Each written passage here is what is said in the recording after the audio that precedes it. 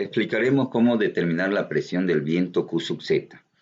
En el anterior video estuvimos viendo cómo determinamos las cargas del viento y expresamos la fórmula a utilizar.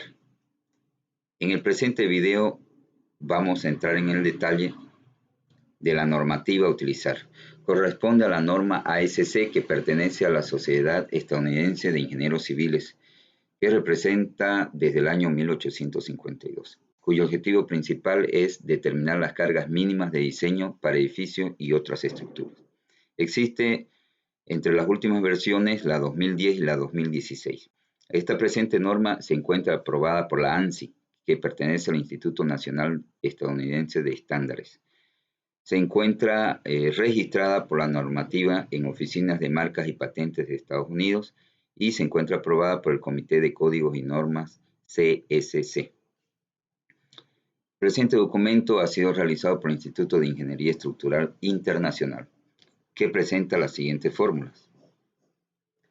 Q sub Z, que es la presión del viento producido por la velocidad del viento, presenta esta fórmula, que es este factor 0.613, que multiplica a estos tres valores de K que están en función de la exposición según la altura, el factor de topografía, el factor según el tipo de inclinación y finalmente la velocidad del viento. Para el primer caso, la carga viva por mantenimiento asume entre 58 y 96 kilogramos sobre metro cuadrado. Esta carga por mantenimiento es analizada desde el punto de vista de colocar andamios para poder transitar y para poder subir materiales de acero y realizar mantenimiento dentro de lo que es el tinglado bajo carga colgada por andamios. Entonces son cargas considerables, fuertecitas para poder tomar en cuenta en el diseño del proyecto. El siguiente paso es definir la categoría. La categoría está definida por tres tipos de exposición. Una que es la exposición B, que pertenece cuando el proyecto se encuentra ubicado en áreas residenciales o suburbanas, donde existen viviendas aledañas, donde existen construcciones que están continuas, entonces el proyecto pertenece a la exposición B. La exposición C es cuando el proyecto a ejecutarse se encuentra en praderas abiertas, con pocas obstrucciones. Entonces, en este caso, el proyecto pertenecería a la exposición C. Y finalmente, la exposición D, cuando se encuentra en las costas del mar, los ríos, lagos, lagunas grandes, donde no existen construcciones aledañas, entonces el proyecto pertenecería a la exposición D.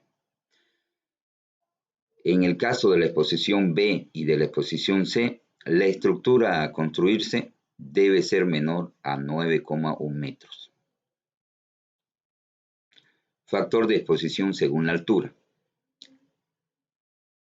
Para saber la exposición según la altura hay que sacar una altura promedio. En este caso nos dio 8,47 para nuestro proyecto. Si nosotros observamos, tenemos 10,45 en la parte más alta y 6,45 en la parte más baja de la cubierta. Sacando un promedio de esas alturas tenemos una altura promedio de 8,47 metros, que pertenece a la categoría B, y con este valor de categoría B y la altura promedio del tinglado de la cubierta obtenemos el K sub Z con un valor de 0.664.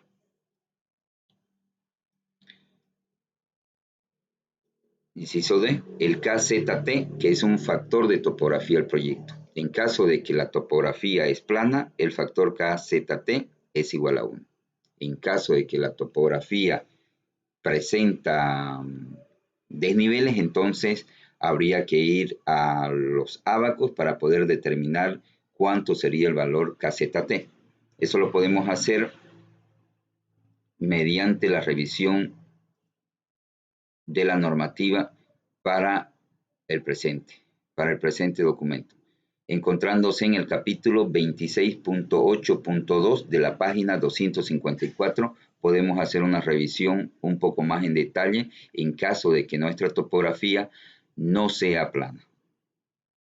Factor de dirección del viento.